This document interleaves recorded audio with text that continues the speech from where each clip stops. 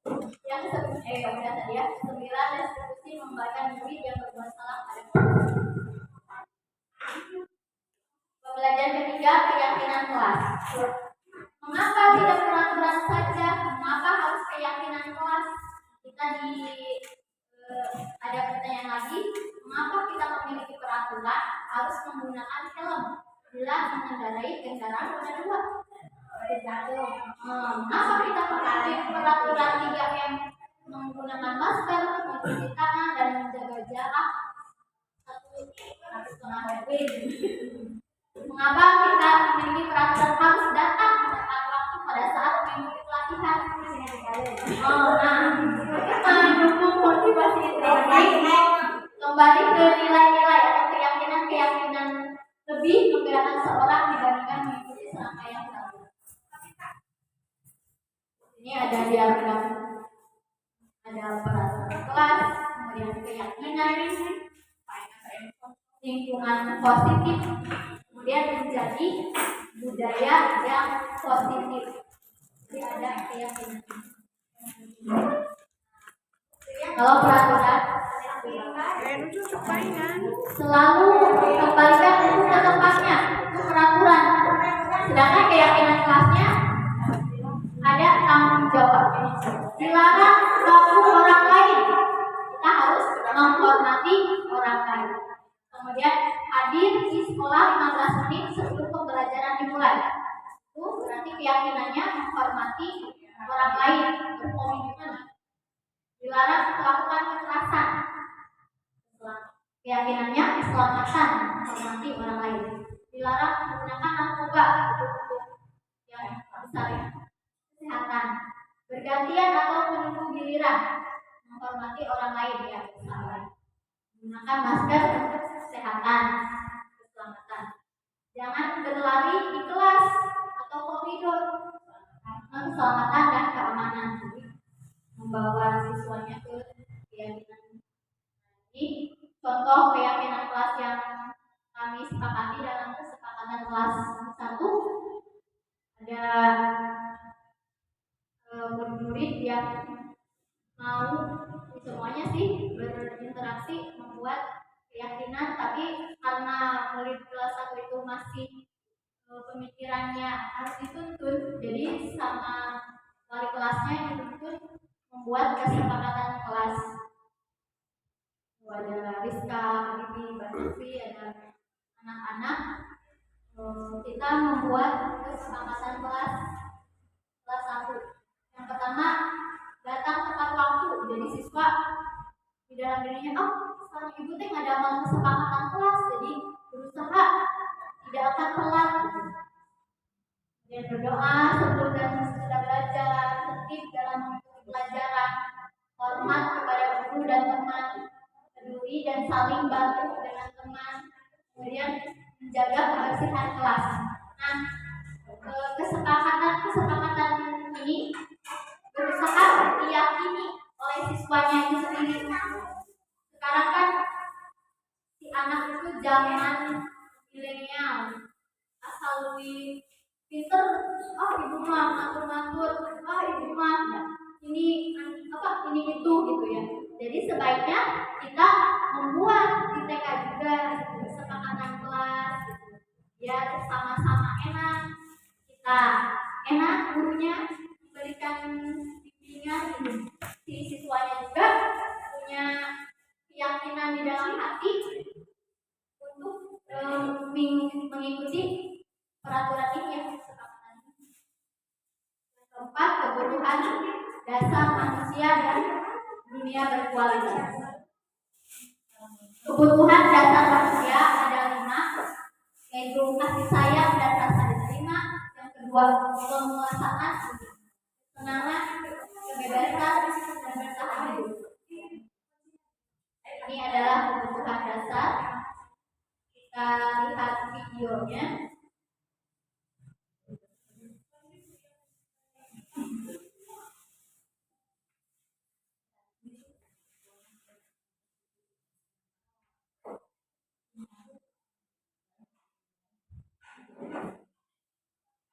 Guru hebat.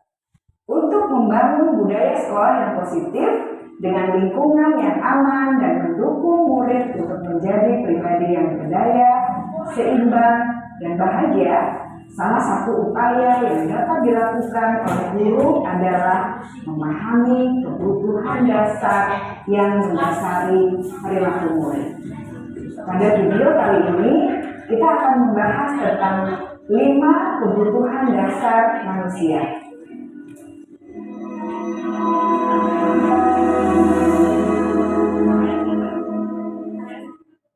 Ki Hajar Dewantara dalam salah satu kutipannya menyatakan, kita ambil contoh perbandingannya dengan hidup tumbuh-tumbuhan. Seorang petani dalam hakikatnya sama kewajibannya dengan seorang pendidik yang menanam padi misalnya. Hanya dapat menuntun tumbuhnya padi. Ia dapat memperbaiki kondisi tanah, memelihara tanaman padi, memberi pupuk dan air, membasmi ulat-ulat atau jamur-jamur yang mengganggu hidup tanaman padi, dan lain sebagainya. Ketika guru memahami kebutuhan apa yang mendasari perilaku murid, dan guru berusaha menuntun dan mendukung murid dalam memenuhi kebutuhannya secara positif, pada hakikatnya guru tersebut ibarat seorang petani yang sedang berusaha memahami kebutuhan masing-masing tanaman, dan ia berusaha memenuhi kebutuhan tanaman tersebut agar dapat tumbuh dengan subur dan maksimal. Dr. William Glasser, seorang psikiater dari Amerika Serikat, menyatakan bahwa seluruh tindakan manusia memiliki tujuan tertentu, yaitu memenuhi kebutuhan dasarnya. Ketika kelima kebutuhan dasar telah terpenuhi secara memadai, maka murid akan tumbuh dengan seimbang dan bahagia. Sebaliknya, ketika kebutuhan dasar tidak terpenuhi dengan baik, maka seseorang akan mengalami emosi negatif seperti bosan, sedih, dan kecewa. Bahkan mereka dapat melakukan perbuatan yang bertentangan dengan nilai-nilai kebajikan atau melanggar peraturan. Dengan kata lain, perilaku buruk seseorang biasanya adalah respons dari kebutuhan yang tidak terpenuhi. Namun, mereka tidak tahu cara untuk menyampaikannya. Ada 5 kebutuhan dasar manusia menurut Dr. William Glasser, yaitu yang pertama, kebutuhan untuk bertahan hidup atau survival. Yang kedua, kebutuhan untuk merasa diterima atau love and belonging. Yang ketiga, kebutuhan akan kebebasan atau freedom. Yang keempat, kebutuhan akan kesenangan atau fun. Dan yang kelima, kebutuhan akan penguasaan atau power. Kebutuhan dasar yang pertama adalah kebutuhan yang bersifat fisiologis untuk bertahan hidup atau survival. Misalnya, kesehatan, rumah, dan makanan. Kebutuhan biologis sebagai bagian dari proses reproduksi, termasuk kebutuhan untuk tetap bertahan hidup. Kebutuhan untuk merasa aman juga termasuk dalam kebutuhan ini.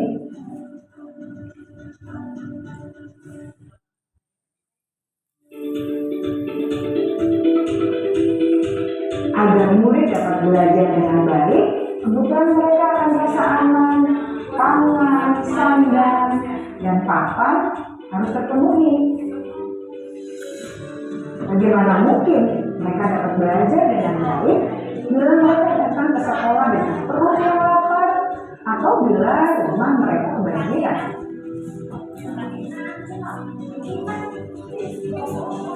Setelah kita mengetahui kebutuhan pertama yang sebagian besar bersifat fisiologis, mari kita lihat kebutuhan kedua sampai ke 5 yang semuanya berhubungan dengan psikologis.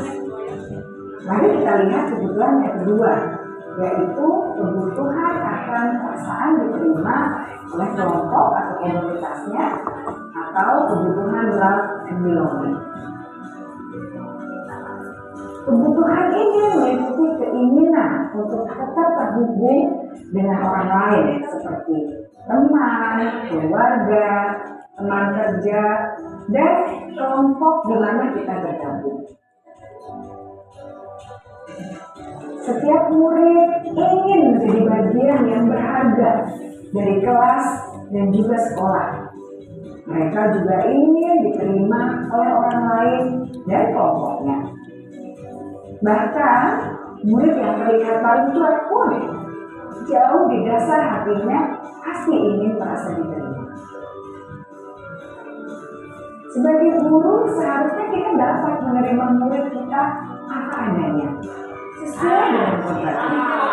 Karena setiap murid adalah mereka memiliki keahlian masing-masing, sehingga guru seharusnya bisa menciptakan kesempatan untuk murid kolaborasi dan memiliki emosi satu sama lain. Murid-murid yang memiliki kebutuhan yang besar untuk merasa diterima, biasanya mereka belajar karena suka pada gurunya, dan mereka juga suka bekerja dalam kelompok. Kebutuhan yang ketiga adalah kebutuhan akan kebebasan atau kebutuhan membuat pilihan. Murid harus diberi kesempatan untuk membuat pilihan dan bertanggung jawab atas pilihan yang mereka telah ambil. Memberi mereka kebebasan bukan berarti membiarkan mereka melakukan apa saja yang mereka mau, melainkan lebih memberi mereka kesempatan untuk membuat pilihan, menyuarakan pendapat mereka dan percaya diri, yang memberi mereka kesempatan untuk mencoba hal-hal yang baru. Pembelajaran dengan metode yang beragam dan menarik juga akan memenuhi kebutuhan murid tentang kebebasan ini. Kali-kali diajar di luar kelas dia Pembelajaran berdiferensiasi di luar kelas diajar menyediakan beberapa jenis tugas yang bisa dipilih oleh murid sesuai dengan mereka, sangat baik untuk mengembangkan murid menjadi lebih mandiri dan memiliki motivasi internal.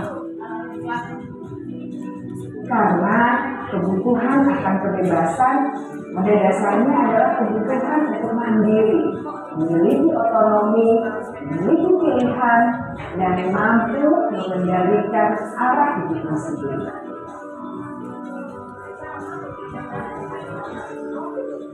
Kebutuhan yang keempat adalah kebutuhan akan kesenangan. Bayangkan Bapak Ibu hidup tanpa rasa senang, betapa menderitanya. Glasser menghubungkan kebutuhan akan kesenangan dengan belajar. Jangan sepelekan kebutuhan murid untuk merasa senang di kelas. Sebagai guru, jangan ragu-ragu untuk dengan sengaja memasukkan kegiatan yang menyenangkan dalam kelas. Murid-murid dengan kebutuhan dasar kesenangan yang tinggi ingin menikmati apa yang mereka lakukan. Mereka juga konsentrasi tinggi saat mengerjakan hal-hal yang disenangi.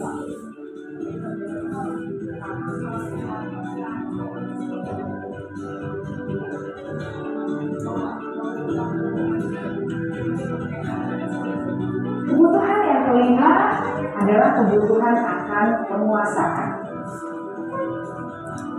Setiap murid memiliki kebutuhan untuk merasa kompeten, menjadi terampil, diakui pencapaian dan keterampilannya, didengarkan, bisa membuat dampak dan pengaruh, dan memiliki rasa harmoni. Mereka sebaiknya diberi kesempatan untuk membuat keputusan tentang hal-hal yang penting dalam hidupnya dan tidak merasa dikontrol oleh sistem sekolah. Pada murid yang telah menginjak usia remaja, seringkali mereka merasa tidak memegang kendali atas kehidupannya sendiri, karena guru kerap kali berpengaruh dalam mengambil keputusan. Murid-murid yang memiliki kebutuhan dasar akan penguasaan yang tinggi biasanya selalu ingin menjadi pemimpin. Mereka juga suka mengamati sebelum mencoba hal-hal yang baru. Mereka juga perfeksionis dan merasa kecewa bila melakukan kesalahan.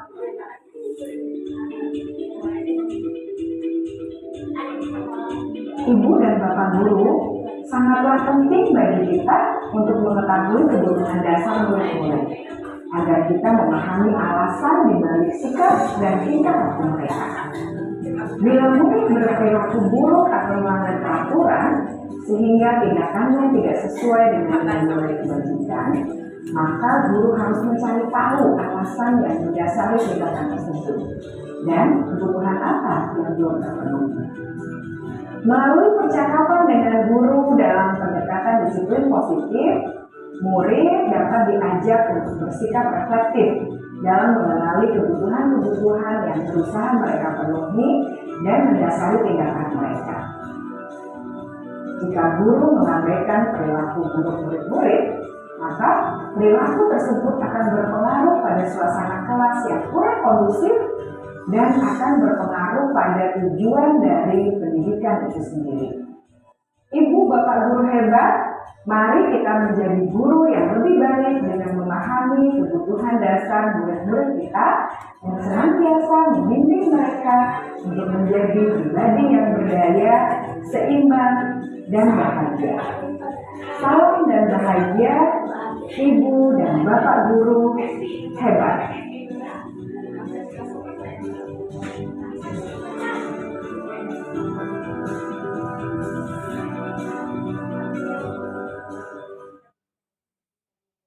Ya, dari video tadi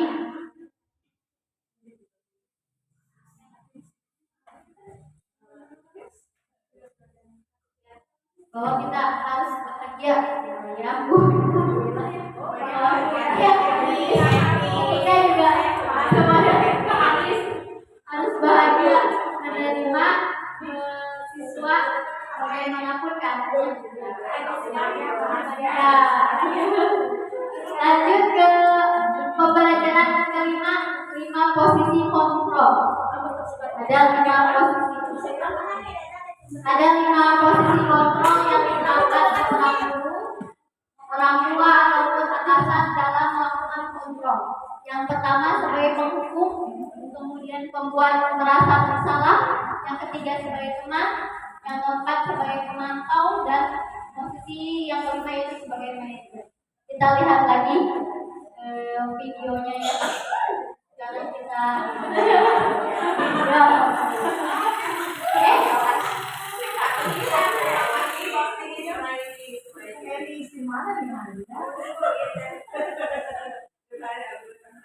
Berikan pertanyaan-pertanyaan yang bermakna, sehingga membuat murid dapat belajar dari kesalahannya dan mencari sebuah solusi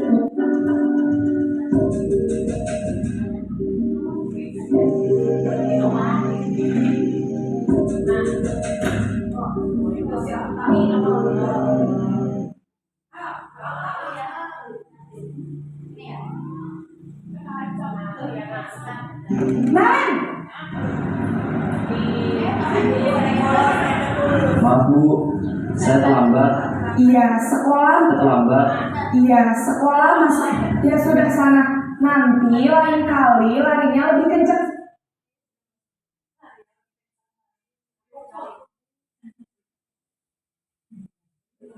Ibu, bisa kan? Iya.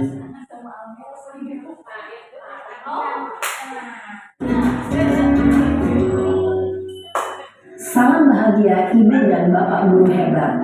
Dalam penerapan disiplin positif restitusi, salah satu program yang dikembangkan adalah 5 posisi kontrol. 5 posisi kontrol dalam restitusi adalah proses perjalanan seorang pendidik agar dapat mengenali dirinya.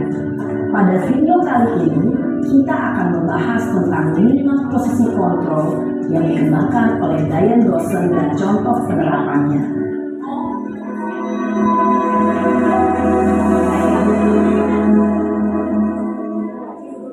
Lima posisi kontrol itu adalah: 1. Posisi penghukum. 2. Posisi pembuat merasa bersalah. 3. Posisi teman. 4. Posisi pemantau atau monitor. Dan 5. Posisi manajer. Untuk lebih memahami kelima posisi tersebut, mari kita saksikan kasus Naren yang terlambat hadir 20 menit di sekolah dan melihat bagaimana kelima posisi kontrol dalam menghadapi masalah tersebut.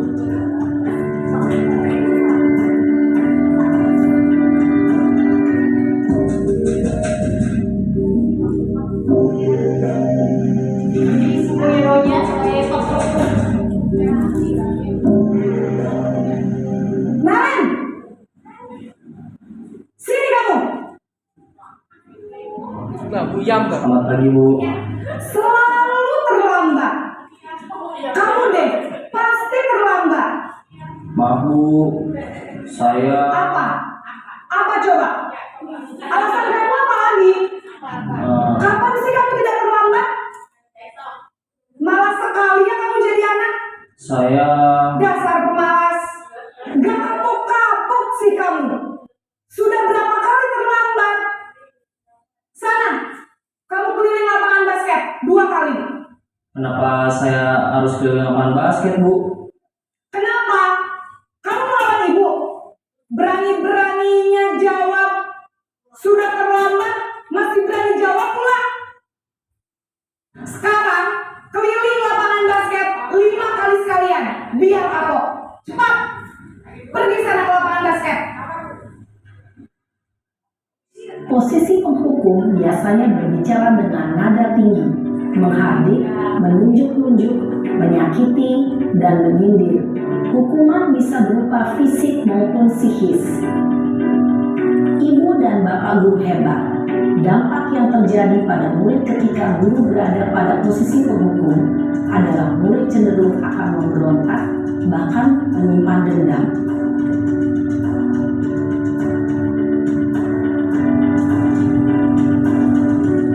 Kedua, posisi pembuat merasa bersalah.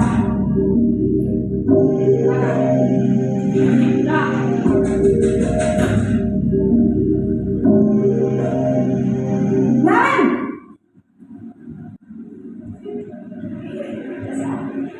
Selamat pagi Bu.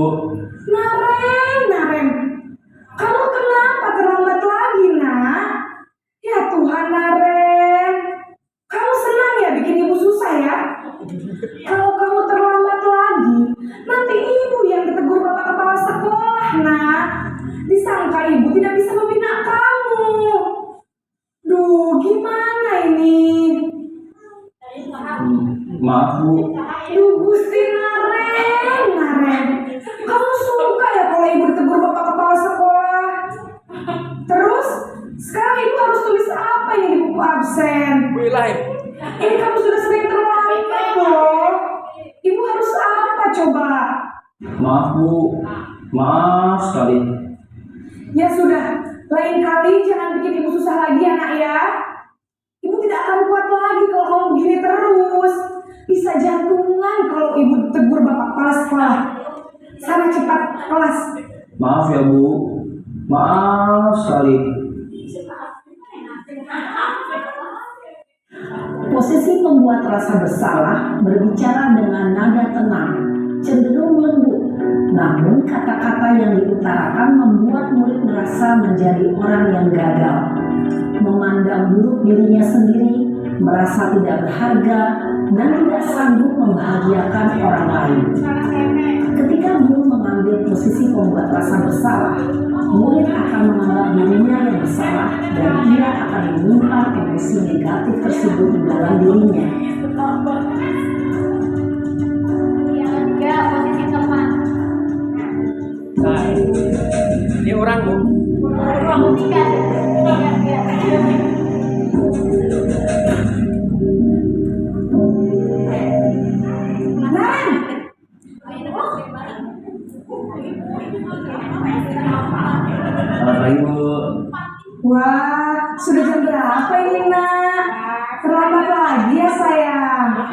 Iya Bu, habis ibu saya lupa membangunkan saya Bu.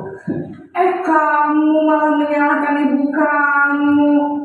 Kamu bukannya anak yang larinya paling kencang. Kok terlambat sih?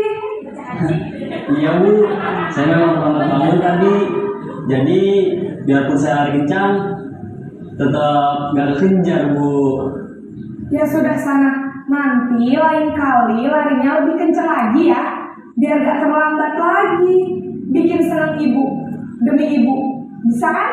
Bisa lah Bu. Ya sudah sana masuk kelas. Ibu beresin urusan absen kamu. Kamu ini ada-ada saja.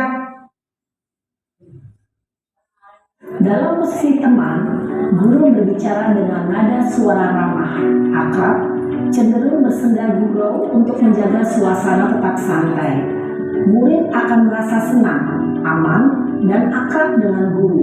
Identitas yang tercipta adalah identitas sukses atau berhasil. Namun, perlu diingat, karena ini masih dorongan eksternal, maka ada faktor ketergantungan dari murid kepada orang tertentu.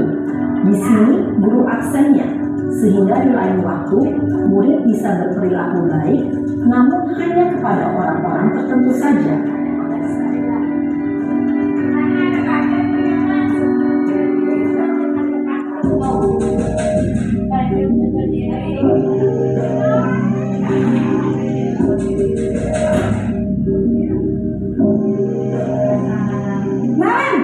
Wis. Selamat pagi Bu. Naren, apa peraturan sekolah kita tentang jam berapa kita harus masuk sekolah, Nak? Oh, nyan wis banget ini. Kita harus di sekolah jam 7 Bu. Iya betul, sekarang sudah jam 7.20. Naren sudah tahu konsekuensinya jika terlambat hadir. Paham Bu.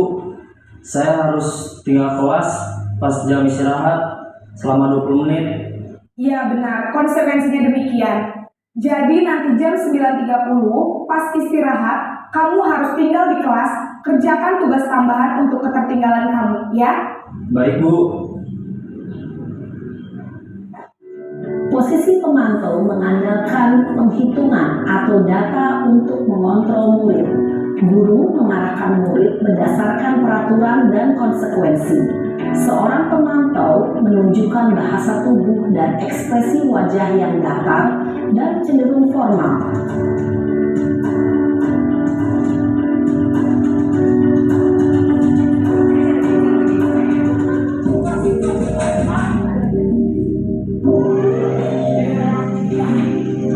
Enak.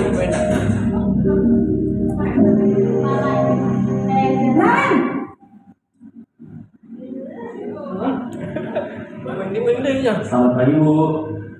selamat pagi Naren. Maaf Bu, saya terlambat. Iya, sekolah masuknya jam 7, sekarang sudah jam 7.20.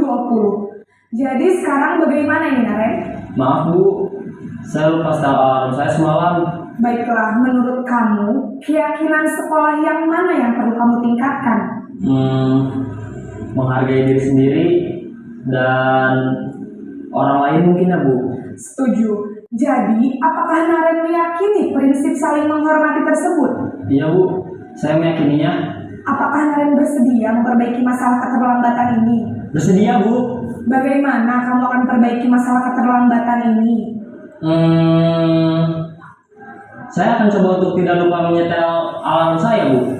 Baik, kalau Naren lupa menyetel alarm di rumah, ada orang yang kira-kira bisa bantu mengingatkan tidak? Ada Bu, kakak saya, Kak Emma. Ada lagi selain Kak Emma?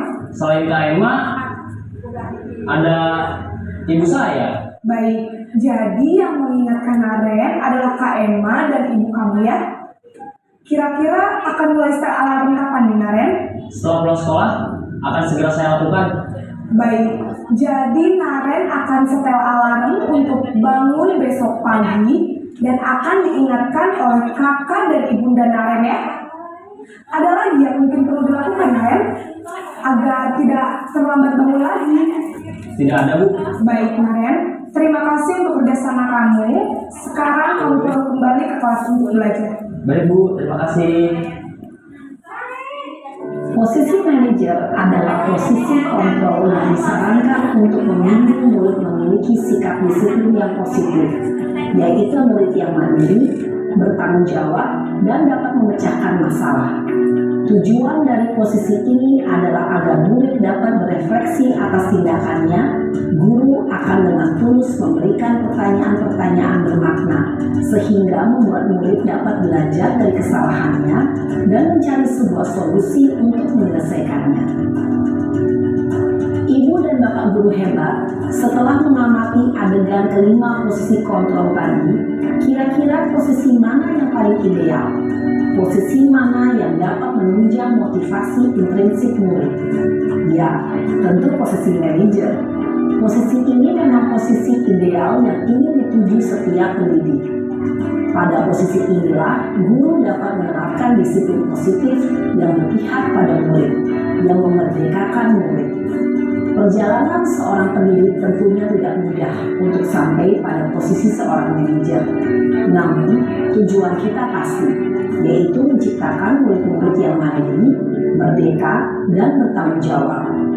Semoga penggambaran 5 posisi kontrol yang telah diperlihatkan ini dapat menjadi ajang refleksi bagi kita semua, agar dapat terus mengasah dan menerapkan disiplin positif yang memerdekakan murid.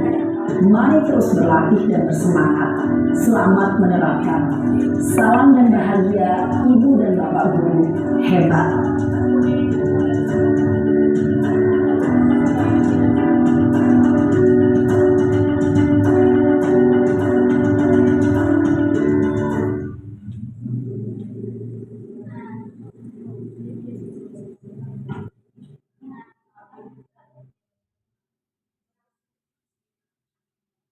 Ya udah jadi dari kelima posisi tadi ya, kita sebaiknya menjadi posisi manajer. Tapi itu juga bertahap. Ada tidak disadari enakan jadi penghukum ya. Jadi langsung ya langsung break ke anak merasa takut, tapi itu nanti jangka panjangnya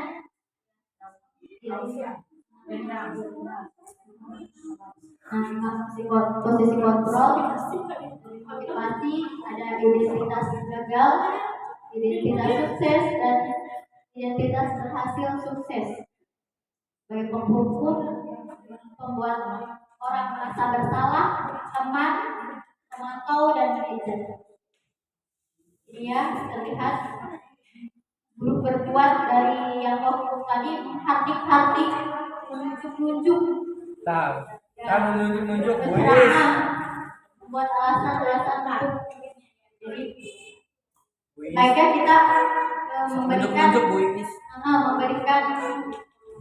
solusi.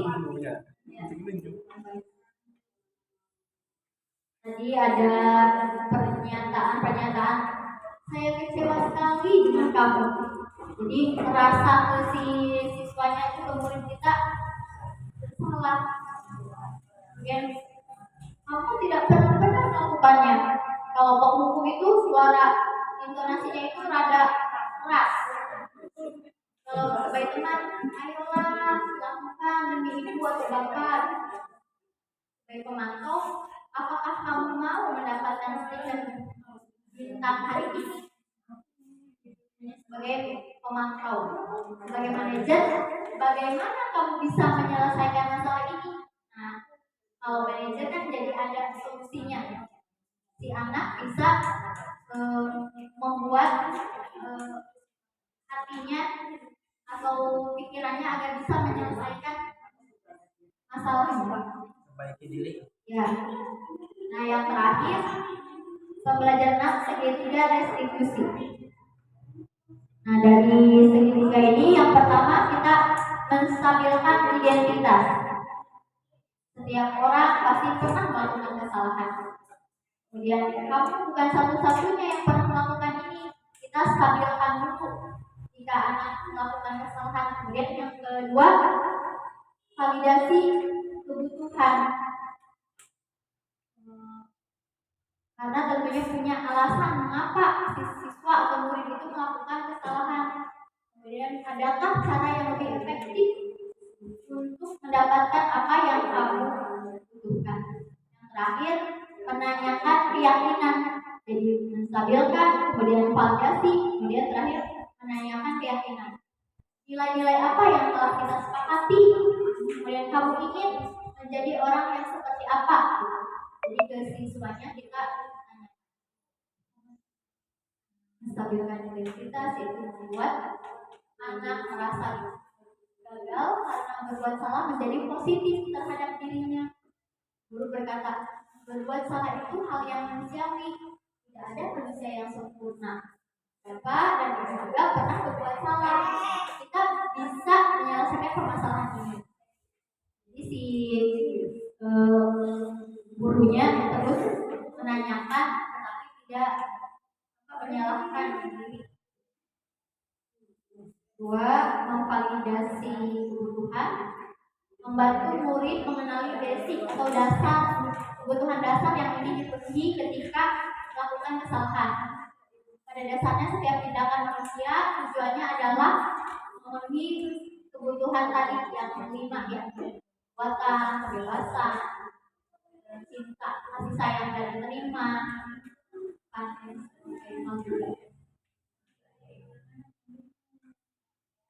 ya, menanyakan keyakinan. Anak melihat kesalahannya dihubungkan dengan norma sosial dan nilai-nilai yang mendasari manusia berinteraksi dengan orang lain. Jadi di tahap terakhir ini, guru menanyakan kepercayaan, nilai kepercayaan ikhlas yang diterapkan dari kesepakatan kita. Kemudian nilai-nilai universal, apa yang telah disepakati, kelas yang ideal itu seperti apa, misal si anak mengganggu, harusnya kondusif, terus kamu ingin jadi anak seperti apa, masa mengganggu terus temannya, apa yang kamu rasakan? Yang pernah dilakukan di kelas,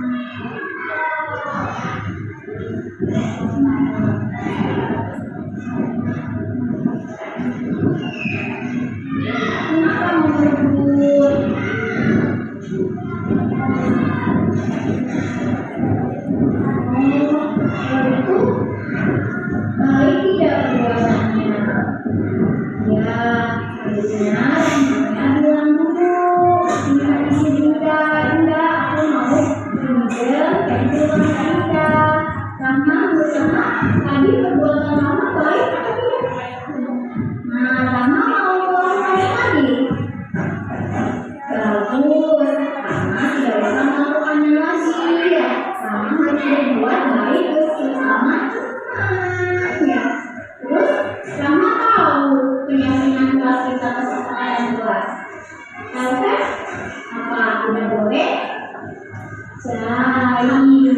tidak boleh mengganggu remaja. Jadi namanya kalau berbuat baik bagaimana perasaan kita ya? Senang ya. Apa? Minta maaf. Minta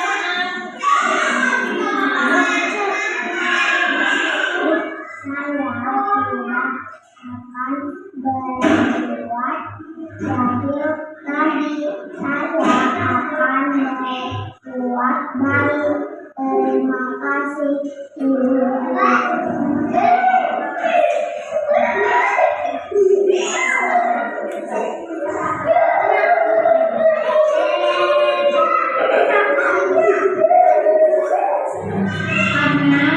Tahu tidak ada yang dipanggil ke sini sama ibu? Ya tadi ada melakukan perbuatan apa? Jahat. Merebut pensil punya Dena. Kenapa ada merebut pensil Dena? Tapi pinjam Sakil di video nanti. melakukan perbuatan benar. Sakil. Salah. Nah, kalau mau lincah harus kita ini dulu ya. Terus jangan berebut teman. Berarti Anda mau melakukan hal itu lagi? Tidak. Kenapa tidak? Oh iya, karena itu punya pensil orang.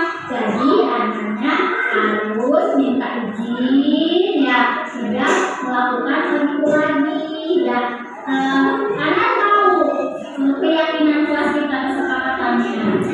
Ya, karena kita tidak boleh merebut. Kemudian tidak boleh apa lagi kalau di kelas? Tidak boleh jahil. Apa lagi kalau di kelas? Iya, jangan suka jahil. Terus baik ke semua teman ya. Anak janji. Ya, kita boleh ya. Kamu dari lagi karena saya mau berbuat baik. Terima kasih Ibu. Ahmad dan Adnan.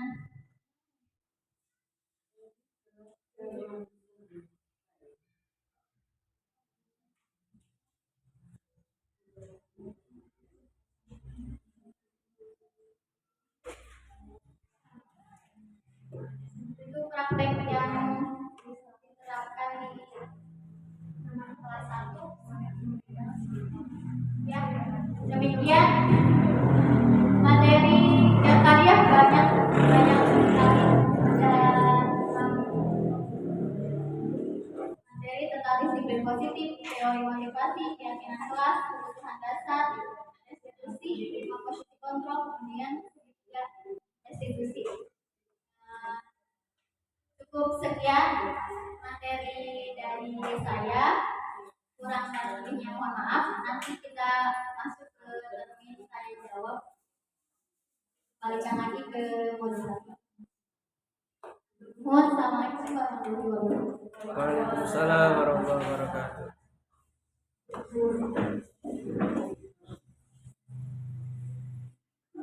Demikian pemaparan mengenai aksi nyata penerapan budaya positif dari Ibu Rina Rustiani. Kita sekarang ke acara yang keempat, yaitu termin tanya jawab. Silahkan boleh bertanya dan nanti langsung dijawab ya Bu Rina. Barangkali ada yang mau bertanya, silahkan boleh. Iya, silahkan Ibu Anis.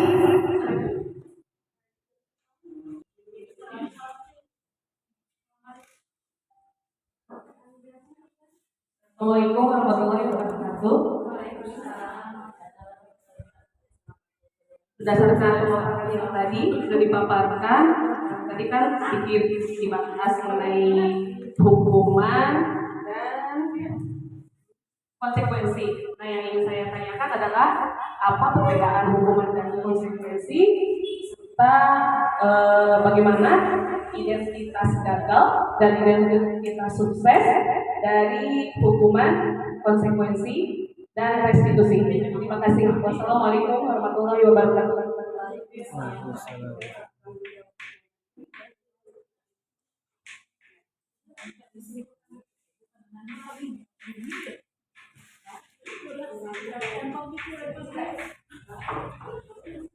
Ditampung dulu atau langsung dijawab? Langsung dijawab saja. Ya.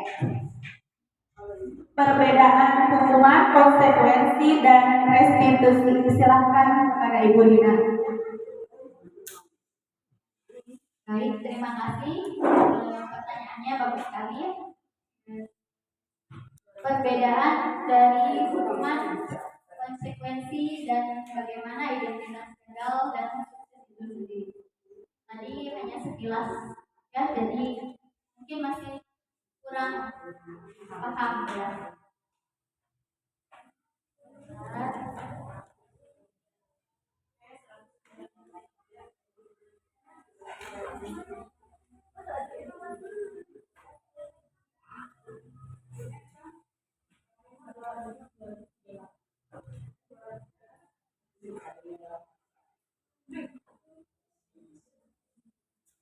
Ya.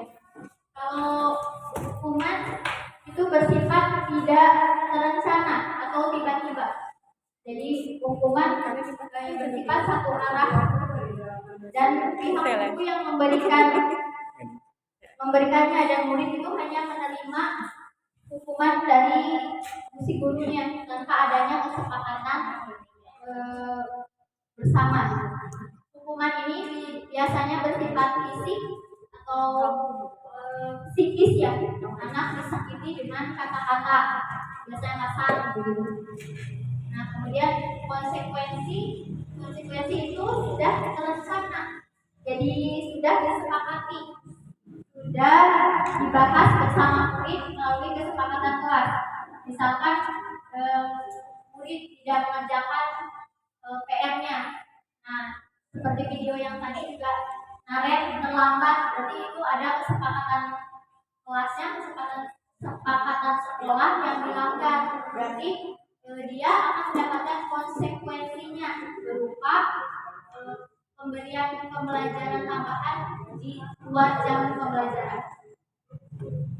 Dan sikap guru untuk konsekuensi ini sebagai pemonitor, pemantau ya. Dari ini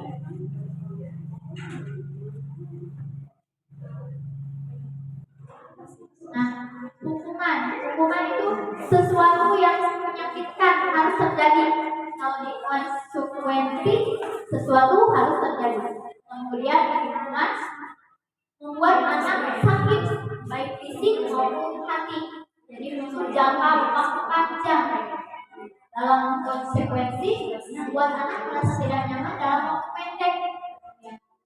Terus ada anak membenci kedisiplinan. Kalau di konsekuensi anak menghargai disiplin. Kemudian dari hukuman itu ada paksaannya.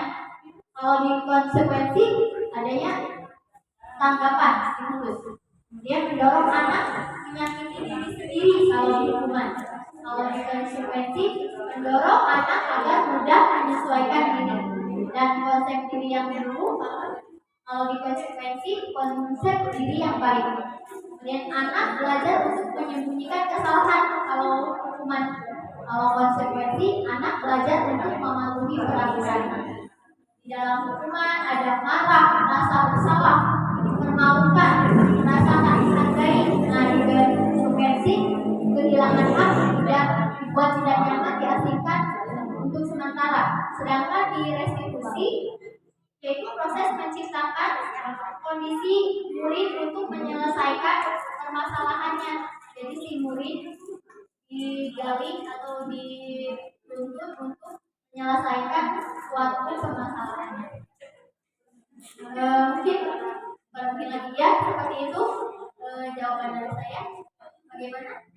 Puas tidak puas? Cukup. Cukup. Ya, ada nuhun. Pertanyaan selanjutnya. Cukup Bu Andi? Itu ya. Selanjutnya ada yang mau bertanya lagi untuk cermin tanya jawab? Ya, silahkan Ibu Iris Habida.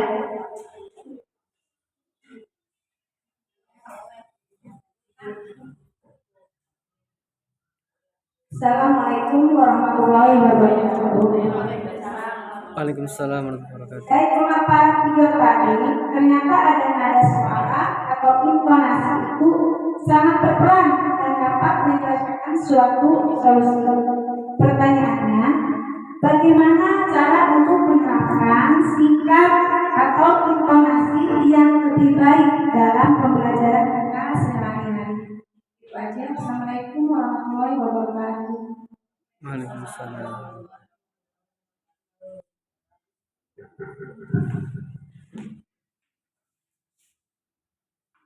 Terima kasih kepada Bu Iris Habida.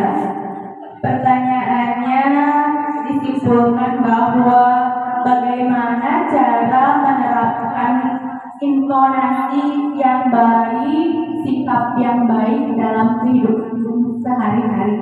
Seperti itu. Dan kepada Bu Lina dipersilakan untuk menjawabnya. Terima kasih. Untuk pertanyaan kedua, bahwa bagaimana cara kita ya untuk menerapkan sikap atau intonasi kita ketika dalam pembelajaran. Kalau secara teori bahwa ada 3 faktor yang menentukan atau mempengaruhi terhadap langkah atau caranya. Yang pertama, bahasa tubuh. Bahasa tubuh itu 55%.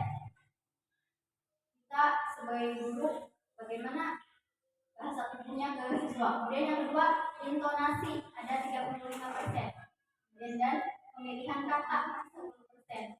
Jadi sebaiknya kita sebagai guru bisa memilah-milih kapan kita melakukan atau ke anak terus nyarios teh ngomongnya teh bisa intonasi yang biasa gitu.